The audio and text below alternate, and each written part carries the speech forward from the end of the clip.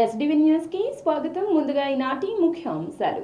Repalle railway station లో వివాహితపై అత్యాచారం. ముగ్గురు అత్యాచారానికి పాల్పడ్డారని దంపతులు ఫిర్యాదు. ఘటనపై జిల్లా ఎస్పీతో మాట్లాడిన సీఎం జగన్ రాష్ట్రంలో మహిళలకు రక్షణ కరువైందని ఆవేదన వ్యక్తం చేసిన టీడీపీ నేత లోకేష్.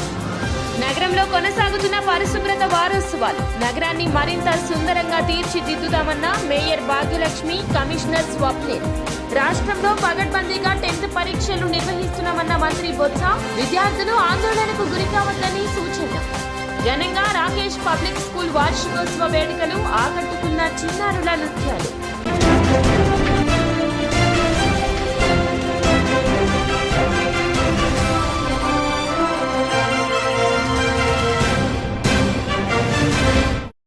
ఇక డీటెయిల్స్ చూస్తే ఉమ్మడి గుంటూరు జిల్లాలో సామూహిక అత్యాచార ఘటనలు వెలుగు చూస్తూనే ఉన్నాయి. వారం రోజుల్లో 4వ ఘటన చోటు చేసుకోవడం స్థానికులను కలవరపెడుతుంది. తాజాగా బాపట్ల జిల్లాలో దారుణం చోటు చేసుకుంది.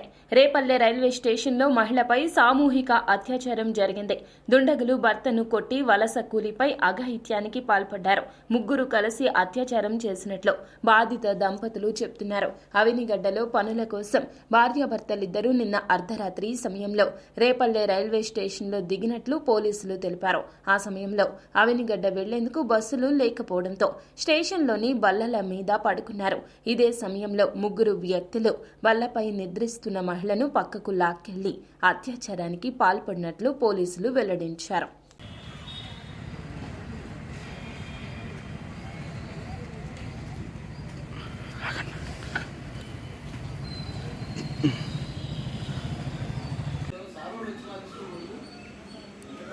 సార్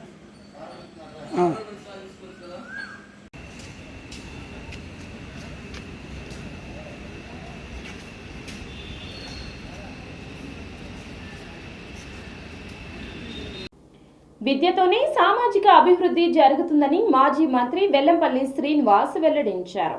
విద్యతోనే సామాజిక ఆర్థిక అభివృద్ధి సాధ్యమవుతుందని పశ్చిమ నియోజకవర్గ ఎమ్మెల్యే ఎన్టీఆర్ జిల్లా అభివృద్ధి మండలి చైర్మన్ వెల్లంపల్లి శ్రీనివాసరావు అన్నారు.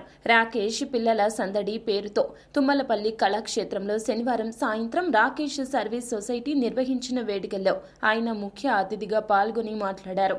విద్యకు పేదరికం అడ్డు రాకూడదనే లక్ష్యంతో సీఎం జగన్మోహన్ రెడ్డి నేడు అమ్మఒడి, విద్యా దీవెన, నాడు నేడు వంటి పథకాలతో విద్యారంగంలో విప్లవాత్మక మార్పులు తీసుకువచ్చారు.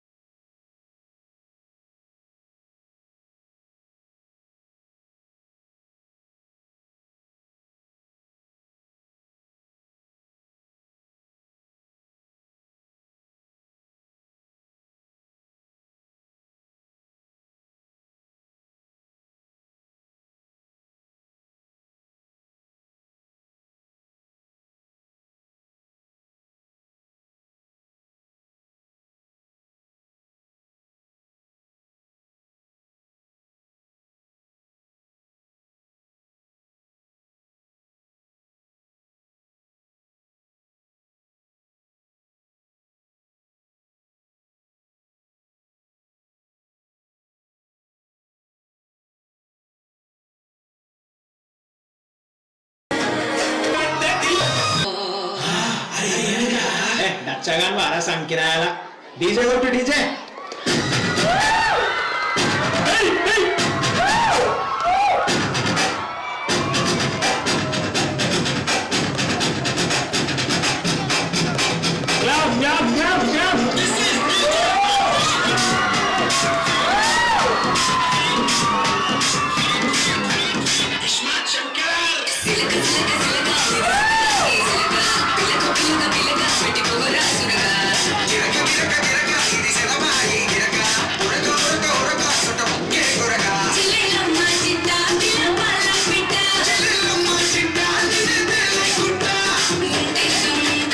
సమావేశానికి మిత్రులు ఎన్వి రావు గారు, చిరకాల మిత్రులు, అలాగే మాజీ మంత్రివర్యులు వెల్లంపల్లి శ్రీనివాస్ గారు, భాగ్యలక్ష్మి గారు, మేయర్ గారు,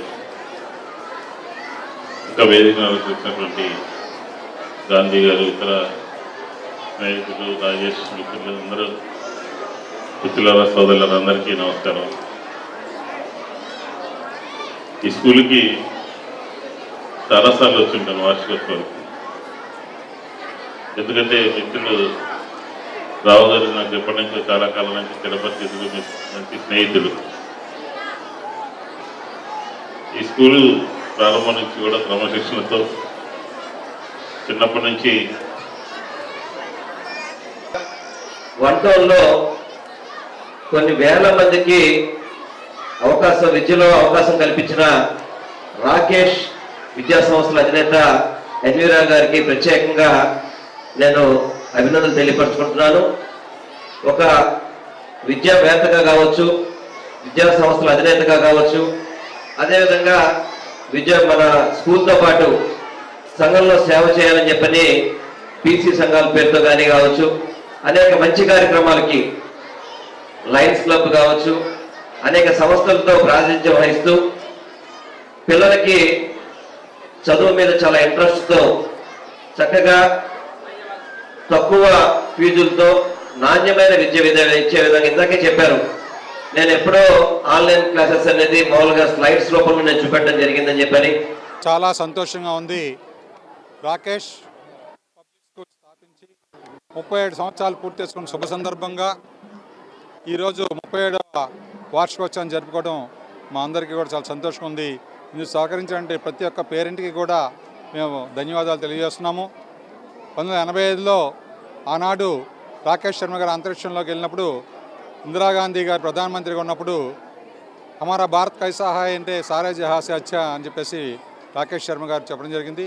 ఆ యొక్క స్ఫూర్తితో రాకేష్ పబ్లిక్ స్కూల్ని మేము 85 మే 11న స్టార్ట్ చేయడం జరిగింది. ఇప్పటికీ 37 సంవత్సరాలు పూర్తి చేసుకోవడం జరిగింది. అనేక రకాలుగా విద్యార్థులే స్వచ్ఛ ఆంధ్రప్రదేశ్ స్వచ్ఛ సర్వేక్షణలో నగరాన్ని సుందరీకరణగా తీర్చిదిద్దడానికి నగరపాలక సంస్థ కృషి చేస్తోందని మేయర్ రాయన భాగ్యలక్ష్మి వెల్లడించారు. రాష్ట్ర ప్రభుత్వం ప్రతిష్టాత్మకంగా చేపట్టిన స్వచ్ఛాంధ్ర స్వచ్ఛ సర్వేక్షణలో భాగంగా నగరపాలక సంస్థ కార్యాలయంలో నగర mayor Rayana Bhagyalakshmi, municipal commissioner Swapnil Dinakar Punkar ఆధ్వర్యంలో క్లీన్ అండ్ గ్రీన్ కార్యక్రమం చేపట్టారు.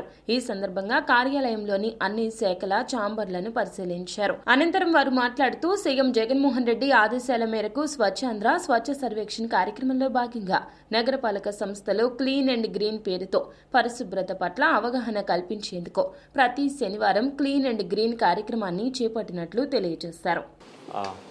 అందరికీ నమస్కారం. ఈరోజు ఒక మంచి programme honourable mayor Vijayawada municipal corporation mayor madam ఆదాయంలో ఒక clean and green office Vijayawada municipal corporation office ఈ ప్రోగ్రాం మనం స్టార్ట్ చేసాము. ఈ ప్రోగ్రాం అంటే మన స్వంత ఇల్లు అంటే అవర్ ఓన్ హౌస్ మనం ఎలా కాపాడుతున్నాము, ఎలా మనం ప్రతిరోజు క్లీన్ చేస్తాము, ఎలా మనం అక్కడ అనారోగ్యం లేకుండా మనం చూస్తాం. అలాగే మన ఆఫీస్ కూడా, మన ఆఫీస్ అంటే వాళ్ళ ఏరియా ఉన్న చేంబర్ కానీ వాళ్ళకి ఆ టేబుల్ డెస్క్ కానీ అక్కడ ఉన్న టాయిలెట్స్ కానీ తర్వాత బీరువాలు కానీ అది అంతా క్లీన్ చేసి అక్కడ ఈ డస్ట్ కానీ తర్వాత ఈ చెత్త కానీ క్లీన్ చేయడం ఒకటి. రెండోది ఫైల్స్ కూడా చాలా చోట్ల అనవసరంగా కొన్ని ఫైల్స్ కూడా ఉన్నాయి. అదే ఫైల్స్ కూడా డిస్పోజ్ చేయడం, అప్పటికప్పుడు రికార్డ్ రూమ్లో పంపించడం, అక్కడి నుంచి కూడా రికార్డ్ రూమ్లో టైం అయిపోయిన తర్వాత అది కూడా పద్ధతి ప్రకారమే ప్రొసీజర్ ప్రకారమే డిస్పోజ్ చేయడం. అది ఆనరబుల్ మేయర్ మేడం ఆదాయంలో ఈరోజు మనం స్టార్ట్ చేసాము. టోటల్ ఒక ఆఫీస్కి ప్రతి ఒక్క రూమ్ దగ్గర వెళ్ళి మేడం గారు కూడా ప్రతి ఒక్క రూమ్ చూడడం జరిగింది. చాలా చోట్ల ఈ ప్రింటర్స్ కానీ తర్వాత ఈ కుర్చీలు కానీ టేబుల్ కానీ పాడై అలాగనే ఉన్నాయి. సో అన్నీ అది త్వరలోనే ఒక 2 వీక్స్ లోపల డిస్పోజ్ చేయమని కూడా ఆర్డర్స్ ఇవ్వడం జరిగింది.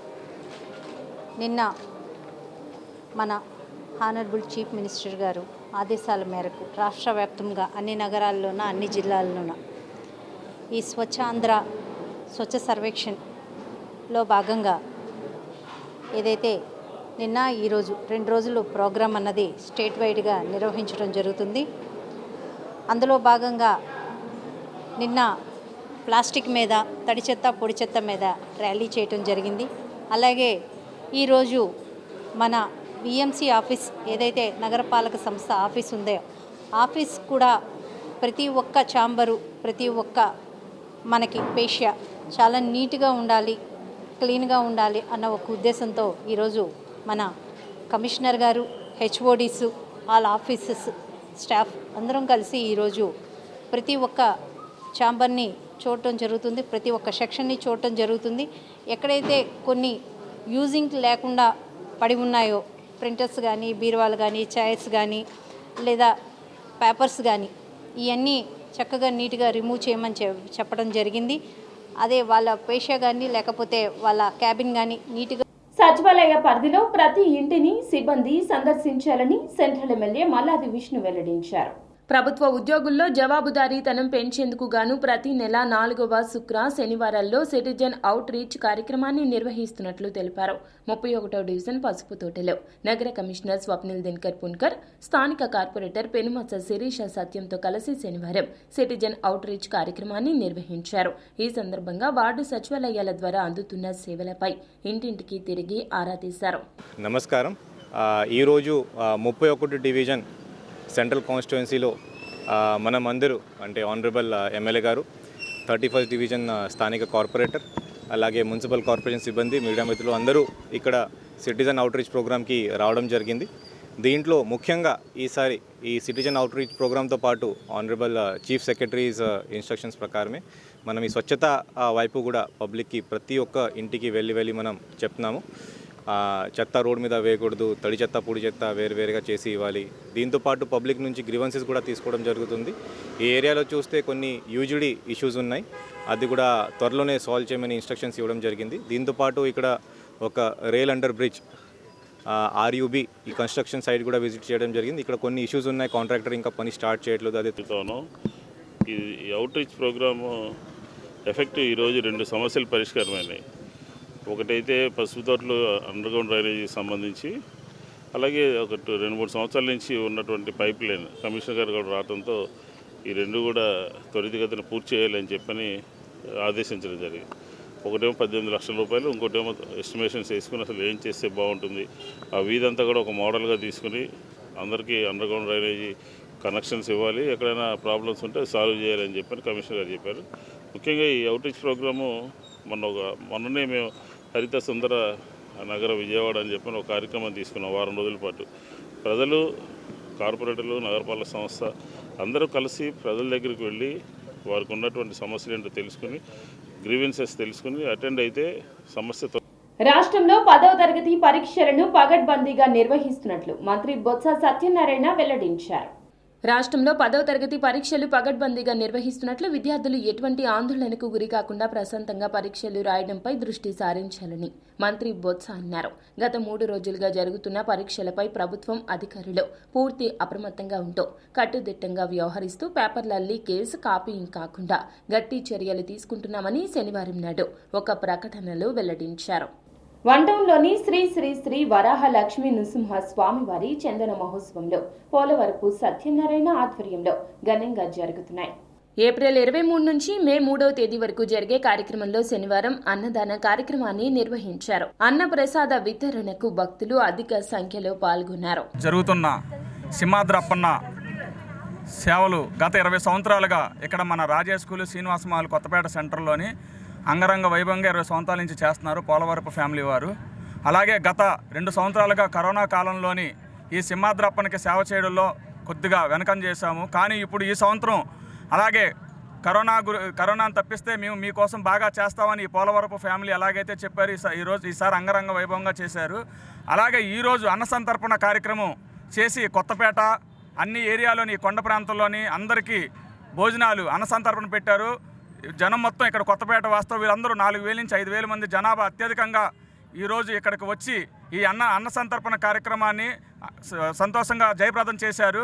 అలాగే మే 3వ తారీఖున ఊరేగింపు కార్యక్రమం.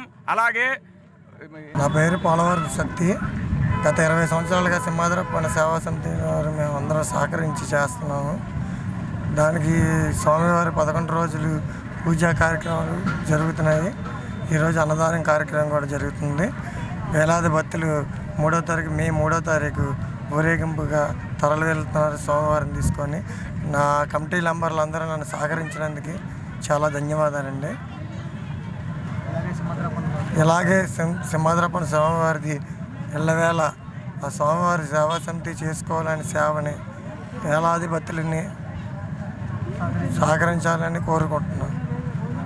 ఆర్టీసీ కార్మికుల హక్కుల రక్షణ కోసం అహర్నిశలు కృషి చేస్తున్న సంఘం ఎంప్లాయీస్ యూనియన్ సంఘం అని ఈయూ రాష్ట్ర అధ్యక్షులు వైవి రావు అన్నారు. ఆర్టీసీ కార్మికుల రక్షణ కోసం సంస్థ ఏర్పడిన నాటి నుంచి అలుపెరుగని పోరాటాలు చేస్తూ కార్మికుని ప్రతి విజయంలోనూ నాడు AP SRTC, RTC employees union, నేడు ఏపీ పీడీసీ ఎంప్లాయీస్ యూనియన్ కృషి ఉందని ఎంప్లాయీస్ యూనియన్ రాష్ట్ర అధ్యక్షులు వైవి రావు అన్నారు. మే దినోత్సవాన్ని పురస్కరించుకుని సింగనగర్ వైవీరావు ఎస్టేట్స్లోని ఏపీ పీడీసీ ఎంప్లాయీస్ యూనియన్ రాష్ట్ర కార్యాలయం వద్ద ఆదివారం యూనియన్ పతాకాన్ని ఆవిష్కరించి ఆయన మాట్లాడారు.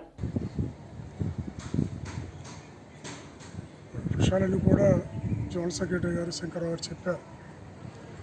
అంటే ప్రతి మీడియాకి నేను మీ డిపో దగ్గర కానీ ఇక్కడ కానీ చాలా విషయాలు మాట్లాడుతూ వచ్చాను. ఏదైతే మనం ఒక స్లోగన్ ఇస్తాం, సాధిస్తాం మొత్తవీరుల ఆశయాలను అని చెప్పి లోకానికి సాధించబడ్డటువంటి హక్కులన్నీ కూడా నేడు ప్రభుత్వాల చట్టాల రూపంలో మళ్ళీ మార్పులు చేయడానికి చేస్తున్న ప్రయత్నాలు, వాళ్ళ పార్లమెంట్లో ప్రవేశపెట్టబోతున్నటువంటి లేబర్ కోడ్ల సవరణ భవిష్యత్తులో చాలా ప్రమాదాలు తీసుకురాబోతూ ఉన్నది. వాళ్ళ మళ్ళీ తిరిగి మనందరం కూడా వాళ్ళ ఆ మహనీయులను ఈ రోజున ఏ రకంగా అయితే స్మరణ తెచ్చుకుంటూ ఉన్నామో వాళ్ళ స్ఫూర్తితో మరింత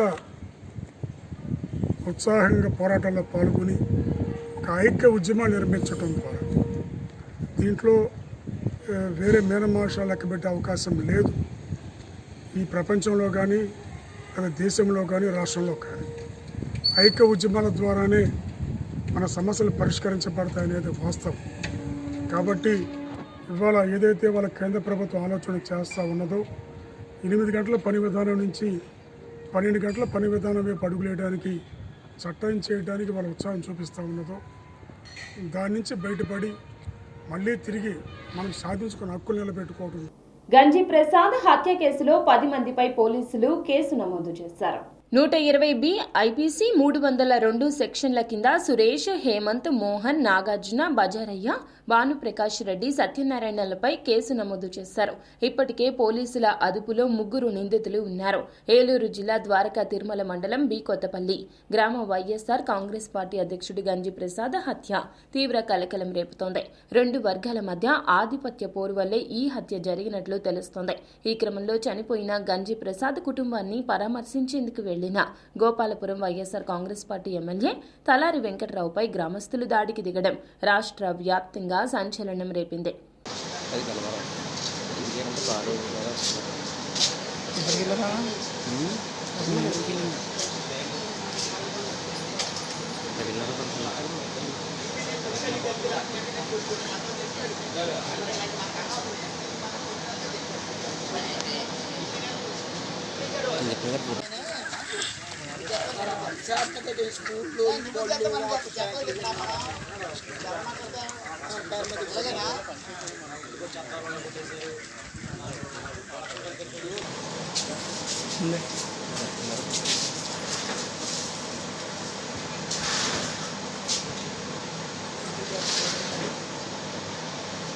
రాష్ట్రంలో ప్రతిరోజు ఏదో ఒక మూలన జరుగుతున్న హత్యలు, అత్యాచారాలు చూస్తే పరిస్థితి బీహార్ని మించిపోయిందని టీడీపీ నేత నారా లోకేష్ వెల్లడించారు.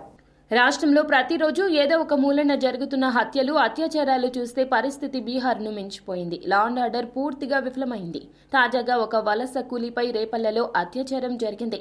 తెనాలి నుంచి రేపల్లెకు వచ్చి రాత్రి సమయంలో 11 గంటల 40 నిమిషాలకు రేపల్లె రైల్వే స్టేషన్కు ట్రైన్ వచ్చిన తర్వాత ప్లాట్ఫామ్పై దిగి భర్త, పిల్లలతో కలిసి నిద్రపోతున్న సమయంలో 3 గుర్తు తెలియని వ్యక్తులు సామూహిక అత్యాచారానికి పాల్పడడం జరిగింది. చంద్రన్న భరోసా యాత్రల్లో భాగంగా నేటి సాయంత్రం ఉయ్యూరు నగర పంచాయతీ 15వ వార్డు నందు 36వ రోజు కార్యక్రమాన్ని నిర్వహించారు. స్థానికులతో మాట్లాడి సమస్యలను అడిగి తెలుసుకున్నారు. ఈ సందర్భంగా బోడే ప్రసాద్ మాట్లాడుతూ కేంద్ర రాష్ట్ర ప్రభుత్వాల ప్రజా వ్యతిరేక విధానాల వల్ల సామాన్య ప్రజలు ఎంతగానో ఇబ్బందులు పడుతున్నారంటూ ఆగ్రహం వ్యక్తం చేశారు.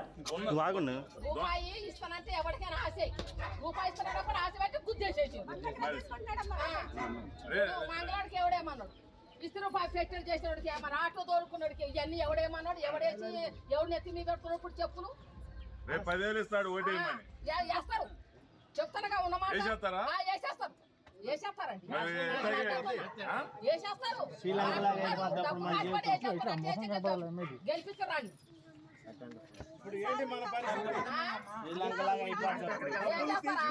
చేసేవాళ్ళు అటు చేసేవాళ్ళు ఇటు చేసేవాళ్ళు ఉంటారు. మరి తెలుగుదేశం ఉన్నప్పుడు పర్వాలా ఎవరికి తినడానికి రూపాయిగా ఇది కాలేదు, బతుకుతానికే కష్టమైపోతుంది.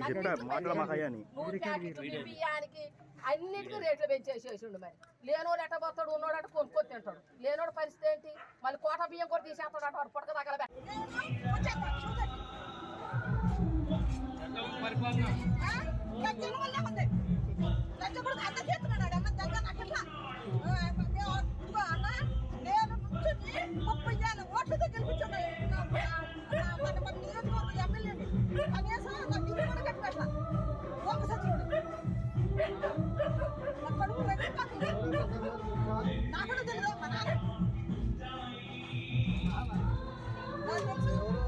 రోడ్ల గురించి కేటీఆర్ చెప్పిన దానిలో అవాస్తవాలు ఏమున్నాయని సిపిఐ రాష్ట్ర కార్యదర్శి రామకృష్ణ ప్రభుత్వాన్ని ప్రశ్నించారు.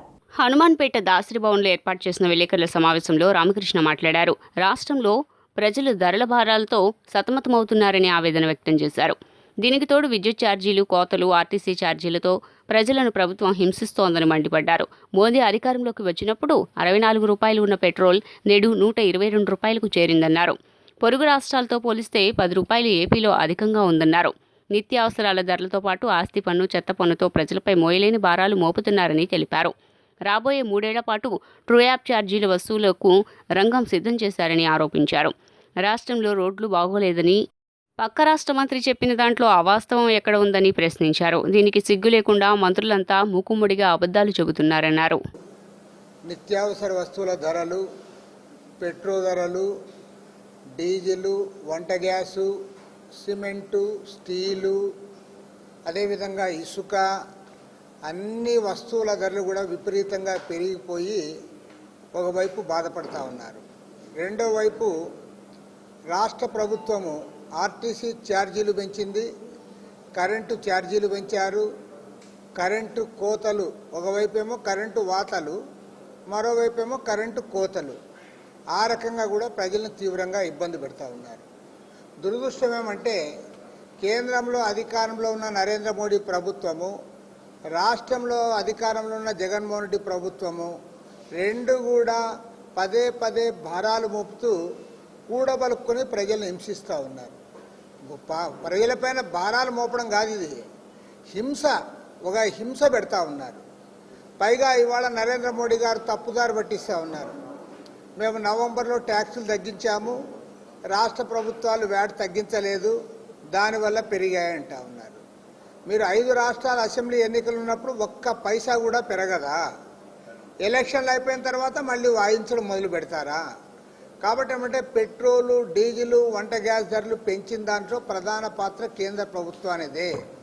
కేంద్ర ప్రభుత్వము పదే పదే పెంచి 2014లో నరేంద్ర మోడీ ప్రభుత్వం శ్రీశ్రీ సాహిత్యంపై నిరంతర అధ్యయనం జరగాలని ఆంధ్ర ఆర్ట్స్ అకాడమీ ప్రధాన కార్యదర్శి గోళ్ల నారాయణ అన్నారు. తుమ్మలపల్లి కళాక్షేత్రం ఆవరణలో మహాకవి శ్రీశ్రీ 112వ జయంతిని నిర్వహించారు. ఈ సందర్భంగా శ్రీశ్రీ విగ్రహానికి ఆంధ్ర ఆర్ట్స్ అకాడమీ ప్రధాన కార్యదర్శి గోళ్ల నారాయణరావు ఎర్రజెండా కప్పి పూలమాల వేసి నివాళులర్పించారు.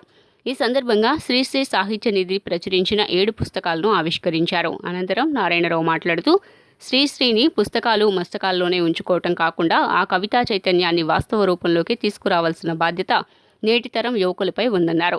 చెత్త సాహిత్యం ఎక్కువగా వస్తుందని, అభ్యుదయ, విప్లవ సాహిత్యం రాను రాను కనుమరుగైపోవటం బాధాకరమని తెలిపారు. జన సాహితీ అధ్యక్షుడు దివికుమార్ మాట్లాడుతూ ప్రజల బాధల్లో నుంచి పుట్టుకొచ్చిన కవిత్వం శ్రీశ్రీదని గుర్తు చేశారు. శ్రీశ్రీ 112వ జయంతి విజయవాడలో తుమ్మలపల్లి కళాక్షేత్రంలో ఏర్పాటు చేసిన ఆయన విగ్రహం ముందు శ్రీ శ్రీ సాహిత్య నిధి వారి నిర్వహణలో జరిగింది. జనసాహితి దివ్యకుమార్ కార్యక్రమాన్ని నిర్వహించారు. ఈ సందర్భంగా శ్రీ శ్రీ సాహిత్య నిధి వారు 7 కొత్త పుస్తకాలు విడుదల చేశారు. ఆ పుస్తకాలు శ్రీశ్రీ ప్రపంచం 1, శ్రీశ్రీ ప్రపంచం 2, తిక్కన సోమయాజి, శ్రీశ్రీ కవిత్రయం, మరో ప్రపంచ కవి అంటే టిఎల్ కాంతారావు రచనది, స్మృతి రంగంలో శ్రీరంగం ఇంద్రగంటి హనుమత్ శాస్త్రి రచన, అట్లాగే శ్రీశ్రీ గురించి కేఎన్వై పతంజలి రచన.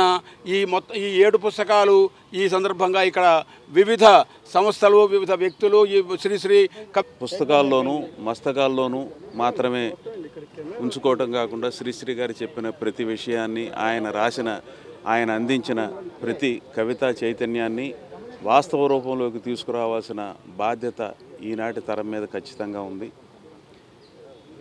అటువంటి మహత్తరమైన బాధ్యతని తన భుజస్కంధాల మీద వేసుకుని శ్రీశ్రీ సాహిత్య నిధి తరఫున సింగంపల్లి అశోక్ కుమార్ గారు శ్రీశ్రీ గారి గురించిన, శ్రీశ్రీ గారు రాసిన, శ్రీశ్రీ గారి గురించి రాసిన ఎన్నో పుస్తకాలు, దాదాపు 119 పుస్తకాలు ఇంతకు ముందే ముద్రించడం జరిగింది. ఇప్పుడు ఇంకొక 7 పుస్తకాలని ఈ రోజున ముద్రించి ఆవిష్కరింపజేశారు. మొత్తం ఈ పుస్తకాలన్నీ కూడా 2000 రూపాయలు ఒక సెట్టుగా విక్రయిస్తున్నారు. వాస్తవానికి ఇది ఒక విదేశాల్లో ఉన్నత విద్యను అభ్యసించాలనే విద్యార్థులకు ఎక్సెల్లా ఎడ్యుకేషన్ గ్రూప్ మంచి వేదిక అని ఎక్సెల్లా ఎడ్యుకేషన్ CEO సౌజన్య అన్నారు. విదేశాల్లో ఉన్నత విద్యను అభ్యసించాలనే విద్యార్థులకు ఎక్సెలా ఎడ్యుకేషన్ గ్రూప్ మంచి వేదిక అని ఎక్సెలా ఎడ్యుకేషన్ గ్రూప్ CEO సౌజన్య అన్నారు. విజయవాడలోని ఓ ప్రైవేటు హోటల్లో ఎక్సెలా ఎడ్యుకేషన్ గ్రూప్ ఆధ్వర్యంలో ఇంటర్నేషనల్ ఎడ్యుకేషన్ ఫెయిర్ను నిర్వహించారు.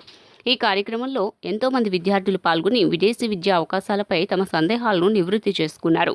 ఈ సందర్భంగా ఆ గ్రూప్ CEO సౌజన్య మాట్లాడుతూ ఎంతో మంది విద్యార్థులు విదేశాల్లో చదువుకోవాలని ఆశపడతారని, అయితే ఏ దేశం వెళ్ళాలి, ఎక్కడ చదవాలి వంటి సందేహాలున్నాయని అన్నారు.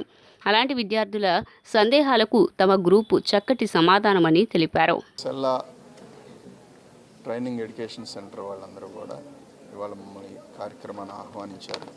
అందు నిమిత్తమే వచ్చాము. మనం ఏ స్టేట్ అయినా సరే ఎక్కడికైనా చదువుకోవడానికి వెళ్ళాలి అంటే దానికి సంబంధించి ప్రాసెస్ అంతా కూడా వీళ్ళు చేసి మనకి అండగా నిలబడి సపోర్ట్ని ఇస్తారు. కాబట్టి ఆ కార్యక్రమాన్ని పిలవడం వలన ఇవాళ ఇక్కడికి వచ్చాము. కాబట్టి అందరూ కూడా దీన్ని సద్వినియోగం చేసుకోవాలి. మనం ఏదో వచ్చాము, ఎంపీ గారు ఓపెన్ చేశారు, వెళ్ళిపోయారు అన్నట్లు కాకుండా ప్రతి ఒక్కళ్ళు కూడా వచ్చిన అవకాశాన్ని అందిపుచ్చుకోవాలి. నేను అనేది ఏంటంటే చదువు 3వ నేత్రం అని చెప్తూ ఉంటారు. 3 నేత్రాలు చదివేనండి. 3వ నేత్రం కూడా కాదు, 3 నేత్రాలు చదివే అయ్యి ఉండాలి. ఎందుకంటే చదువు మన చేతుల్లో ఉంటే నేనైతే జాబ్ చేయమని చెప్పనులే, కానీ చాలామందికి బిజినెస్కి ఉపయోగపడుతుంది. బిజినెస్ అంటే మనం 10 మందికి జాబులు ఇవ్వగలుగుతాం బిజినెస్ చేస్తే. అట్లా కాకుండా మనమే ఒకళ్ళ దగ్గర జాబ్ అంటే నేను చిన్నప్పటి నుంచి కూడా బానిసత్వంగా భావిస్తాను జాబ్ అంటే. కాబట్టి ప్రతి ఒక్కళ్ళు కూడా బాగా చదువుకొని మంచి చదువులు చదివి ఉన్నత స్థితి, శాలరీ ఉంటే ఎట్లా ఉండాలంటే నెలకు 5 లక్షలు 10 లక్షల శాలరీ లాగా ఉండాలి. ఆ స్థాయిలో చదవాలి. అంత గొప్ప ఇవాళ చిన్నపిల్లలు కూడా చెప్పాల్సిన పని ఏం లేదు. నా పేరు సౌజన్య అండి. I'm the CEO for this organization. Excela education group వచ్చేసి 2008లో లాంచ్ చేసాము. 2015లో మనది US రిజిస్టర్డ్ కంపెనీ అయింది. ఇప్పటి వరకు మనం వచ్చి ఒక 10,000+ స్టూడెంట్స్ని పంపించామండి. లైక్ ఫస్ట్ ప్రయారిటీ అయితే US, కెనడా, UK. రీసెంట్గా పాండమిక్ తర్వాత యూకేకి, ఐర్లాండ్కి వెళ్తున్నారు స్టూడెంట్స్ ఎక్కువ. అండ్ మన దగ్గర వచ్చే సర్వీసెస్ వచ్చేసి స్టార్టింగ్ నుంచి అంటే ట్రైనింగ్ దగ్గర నుంచి స్టూడెంట్ వాళ్ళు ఏ ఎగ్జామ్స్ తీసుకోవాలి, ఎలా ప్రిపేర్ అవ్వాలి, ఎంత స్కోర్ రావాలి, అక్కడి నుంచి వాళ్ళు ఏ కంట్రీ సెలెక్ట్ చేసుకోవాలి, ఏ కోర్స్ సెలెక్ట్ చేసుకోవాలి, ఎలాంటి ప్రోగ్రామ్స్ ఉంటాయి అక్కడ. సో అవన్నీ కూడా కెరియర్ గైడెన్స్ మనం ప్రొవైడ్ చేస్తాము. టిల్ వాళ్ళు అక్కడికి రీచ్ అయ్యాక టెంపరీ అకామిడేషన్ కూడా మనమే ప్రొవైడ్ చేస్తాం స్టూడెంట్స్కి. సో ఇవన్నీ మా సర్వీసెస్ అండి. అండ్ ఇప్పుడు వచ్చేసి ఆల్మోస్ట్ ఒక 13 కంట్రీస్ నుంచి మనకి రిప్రజెంటేటివ్స్ ఉన్నారు ఎడ్యుకేషన్ ఫెయిర్లో. సో వాళ్ళు వచ్చేసి US, UK, Canada, Australia and Italy నుంచి రిప్రజెంట్. ఏ రాష్ట్రంలో జరగని విధంగా సీఎం జగన్మోహన్ రెడ్డి పాలనలో మహిళలపై అత్యాచారాలు, దాడులు జరుగుతున్నాయని టీడీపీ నేత ఏడుకొండలు విమర్శించారు. మహిళల రక్షణ కోసం దిశా చట్టం తీసుకువచ్చామని గొప్పలు చెప్పుకోవటం తప్ప రాష్ట్రంలో మహిళలపై జరుగుతున్న దాడులను ప్రభుత్వం అరికట్టలేకపోయిందని దుయ్యబట్టారు. ఇప్పటికైనా ముఖ్యమంత్రి జగన్మోహన్ రెడ్డి మహిళల రక్షణకై ప్రత్యేక చర్యలు తీసుకోవాలని డిమాండ్ చేశారు. 2.5-3 సంవత్సరాలుగా కనుక చూసుకుంటే ఇప్పటి వరకు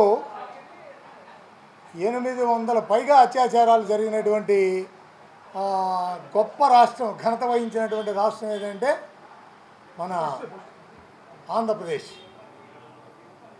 ఎందుకంటే మహిళల మీద జరిగినటువంటి అత్యాచారాల్లో వాళ్ళ దాదాపుగా ఆల్ ఇండియా రికార్డు బ్రద్దలు కొట్టినటువంటి రాష్ట్రం ఏదంటే ఆంధ్రప్రదేశ్. నిన్న మనం ఒక మహిళ మీద రమ మీద జరిగినటువంటి రమ్య మీద జరిగినటువంటి మర్డర్కి సంబంధించి ఆ వ్యక్తికి నిన్న ఉరిశిక్ష వేయడం జరిగింది గుంటూరు కోర్టు. చాలా సంతోషం. వాళ్ళది ఒకటే కాదు, నిన్న ఎప్పుడైతే ఆ తీర్పు వచ్చిందో వెంటనే మళ్ళీ తెనాలి దగ్గర మళ్ళీ ఒక ఇన్సిడెంట్. అక్కడ పాపం కూలి పనులు చేసుకుంటానికి వచ్చేసి వాళ్ళ పొలంలో పని అయిపోయిన తర్వాత వచ్చి గుళ్ళో పడుకుంటే భార్య భర్త జనం అందరూ కూడా మరి అక్కడ ఒక రౌడీ షెటరు ఆ అమ్మాయిని లాక్కెళ్తుంటే ఆ అమ్మాయి కేకలేస్తే అప్పుడు వాళ్ళందరూ పట్టుకొని పోలీసులకు అప్పచెప్పడం అని చెప్పేసి అనేది జరిగింది. అంటే ఈ రాష్ట్రంలో మహిళల మీద ఎటువంటి అత్యాచారాలు జరిపినప్పటికీ మాకేమి కాదు. వార్తలు ముగించే ముందు ముఖ్య అంశాలు మరోసారి. రేపల్లె రైల్వే స్టేషన్లో వివాహితపై అత్యాచారం. 3 అత్యాచారానికి పాల్పడ్డారని దంపతులు ఫిర్యాదు. ఘటనపై జిల్లా ఎస్పీతో మాట్లాడిన సీఎం జగన్. రాష్ట్రంలో మహిళలకు రక్షణ కరువైందని ఆవేదన వ్యక్తం చేసిన టీడీపీ నేత లోకేష్. నగరంలో కొనసాగుతున్న పరిశుభ్రత వారోత్సవాలు. నగరాన్ని మరింత సుందరంగా తీర్చిదిద్దుదామన్న మేయర్ భాగ్యలక్ష్మి, కమిషనర్ స్వప్నిల్. రాష్ట్రంలో పగడ్బందీగా 10th పరీక్షలు నిర్వహిస్తున్నామన్న మంత్రి బొత్స. విద్యార్థులు ఆందోళనకు గురికావద్దని సూచన. ఘనంగా రాకేష్ పబ్లిక్ స్కూల్ వార్షికోత్సవ వేడుకలు. ఆకట్టుకున్న చిన్నారుల నృత్యాలు. ఎస్డీవీ న్యూస్ సమాప్తం. నమస్కారం.